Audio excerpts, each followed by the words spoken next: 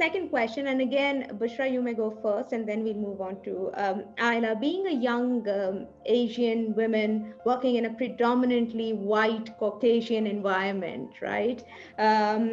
What has worked for you? What have you learned? And any awkward situation that you came across, and how did you manage that situation? Something that our viewers can also learn from. Would be nice to share, to get some examples from you. So over to you, Bushra. Thank you. Sure, absolutely. So something that I learned quite quickly was that in politics, especially for women, we tend to be reduced to our clothing and our appearances. And as a Muslim woman who wears a hijab, being reduced to my identity meant the inability for people to see beyond my religious belief. And people were obsessed with talking about what I looked like. And it's not just something that happened to me, it happened at the national level with Hillary Clinton as well. People loved to talk about her pantsuits, for example. So I'll give you 3 quick examples of what that looked like for me. So the first one was I was offered $54,500 worth of corporate PAC money, which I declined because it was not in line with my values. I was like, I do not want this dark money fueling my campaign. It's not what I believe in. I did not accept that money. And people to this day, political analysts talk about that. Oh, if Bushra Amiwala accepted that money, she would have won that election. It's still something that people talk about to this day. Like I'm used as like that empirical example. And I declined that money. I made a Facebook video of myself saying like, hey, everyone, I was offered this money that I turned down. Now power to the people, everyone donate money to me, right? Like using that as momentum. Yeah. And that Facebook video went viral. And I got a lot of comments from people saying, I love what you stand for. I love your message, but could you lighten the lipstick next time? And it's shocking. Yeah, I know. Like you can only laugh when you hear something like that because it's like, and I wish I could sit here and, say something like, oh, and then I said this to them and here's the inspiring part. But as a candidate, I'm vying for votes. I'm trying to get every single vote and support that I can get. So I cannot afford to say those sassy comments or to say something like that in return to someone, right? Because any justified response I would give would either be attributed to my age. Oh my God, Bushra is so young and immature. How could she have said that? Or my gender. Wow, Bushra, her hormones must be whack. It's probably the time of the month. And these are comments that you would hear so sparingly and so often in the political realm and sphere. Another example was that there was a debate between my 2 male opponents and I. And in that debate, we got a lot of news coverage because everyone was talking about what happened in this debate. It was a really exciting conversation. And that news article talked about the 2 policy ideas that each male opponent presented. And it said, and Bushra Amiwala wore a stylish light pink hijab to the forum. And that is all it said about me, just what I was wearing. And then final example, I had a fundraising dinner with 350 people that came to that dinner. Very exciting. So many people showed up. I was 19 years old at the time. So getting 350 people to pay to come see me was a huge deal. And the next day, conservative media has this picture of me plastered on headlines saying, red dress means Republican, as if I'm trying to send subliminal messaging through the color of my clothing.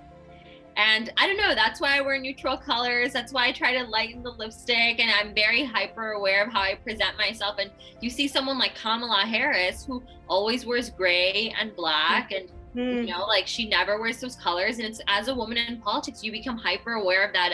And for me, I found that at an early age. So that was the greatest struggle for me in this industry. Thank you, Bushra. I think, thank you for being honest, but I think what is amazing about this example that, how quickly you grow up and learn. I think, I hope you get to wear the lipstick that you want to wear and the color that you want to wear. But again, it's, I think it's showing the maturity. So thank you, Bushra. Ayla, over to you. Sure. So I would say it definitely hasn't been easy, but I'm grateful that from a very young age, as I said earlier, my parents reminded me that life isn't easy and it's not going to be fair.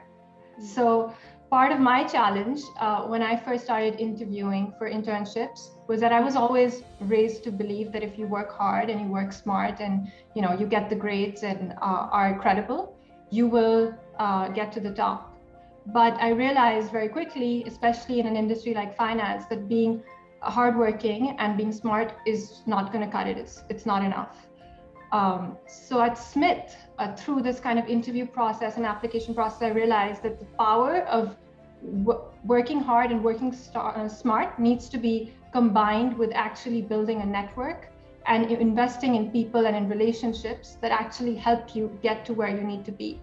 So when we're young, we are very, we tend to have an ego of wanting to do it all and trying to do it all ourselves because you're very nervous to ask for help, tap into other people. But at Smith, I actually became very comfortable reaching out and saying, actually, I don't know how to do this. Can you help me? Because there is so much benefit in learning from other people's experiences to shortcut that journey, avoid potential pitfalls, and eventually be in a position where you're able to get there faster and build on other people's experiences. So that was something I learned pretty early on, as I started working in this environment. And I had no network to begin with because I was in an environment where I only had a few friends from college, and that was it. So that was a very good, important lesson. And even till today, the people who helped me out when I was in my second year in college are still people I keep in touch with regularly on a 6-month basis to make sure that I am fostering those relationships and that network. So that really helped me do well in the role that I am today. Regarding discrimination, so Bushra has shared some very, shocking experiences, but that is the reality of what we as women have to deal with and have been experiencing. And I can relate to so much of not wearing bright lipstick. When I'm wearing a dress, I'm conscious about, how tight it might be. I don't want to give off the wrong message.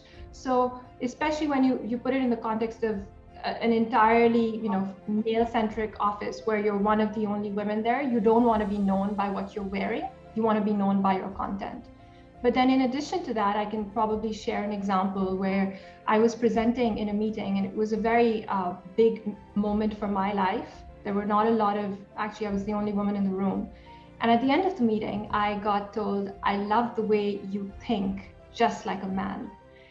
And that moment for me was like, he was meaning to compliment me, and I was shocked with the compliment, because as a Smithy who had been in an all female environment, being told you're good because you think like a man is offensive. So what did I do? I obviously did not smile, because that is really allowing and normalizing such comments to be okay and acceptable. And he could tell from my reaction that I was not pleased. After that, I actually took this up with HR and said, look, we as an office and an organization are trying to recruit more women, but it can't stop there. There actually needs to be more around retention. And retention starts with making this an environment where qualities of being smart, being crisp, being able to deliver messages shouldn't be associated with being manly. It should be associated with being a smart individual. And these qualities can be feminine too. And we need to learn how to be in an environment where women are not treated better because they're exhibiting male-like qualities, but they're treated better or given the same opportunities because they are bringing something credible or a skill set to the table. Swiftly on to question number 3, and we'll start with Bushra again.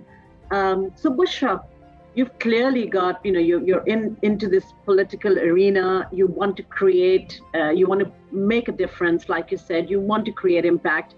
So where do you see yourself professionally, maybe 3 to 5 years from now? And how do you balance that with your personal life? I'm not sure if you're married or not. I know Ayla's married, so I'm not sure what your personal situation is, but how are you going to balance where you want to be? And do you find that your personal life may thwart that in any way? That's a really good question. And I'm glad you asked that, because it's a question that I don't get asked very often in traditional mainstream media and politics. And I think that that's a question that a lot of people wonder and want to know about. And I just turned 23 years old. So I am a little young still, but definitely I think 3 to 5 years from now, I definitely want to settle down, have like a family, do things of that sort. It's definitely on my radar. But as of right now, I'm not married, totally single. So we'll see. My mom has been, like a part of like that process, and has been, keeping her eyes and ears open, as I think it traditionally does work and looks like, even here in the US, like that's what that looks like. And outside of my elected official role, I actually work at Google full time. So that's what my job is. So I work at Google from 9 to 5.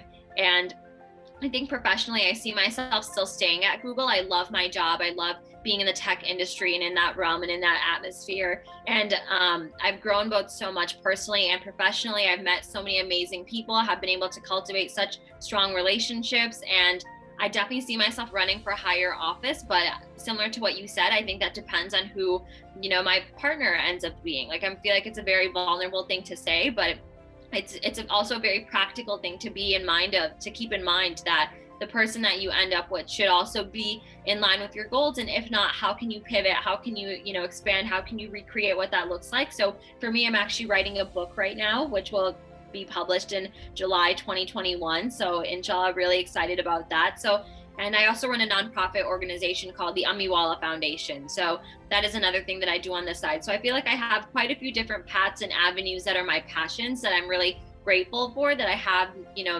forged these different paths. And I think whatever I decide to fully do and fully invest my time into, 5 years from now, I think I'll be very happy regardless. So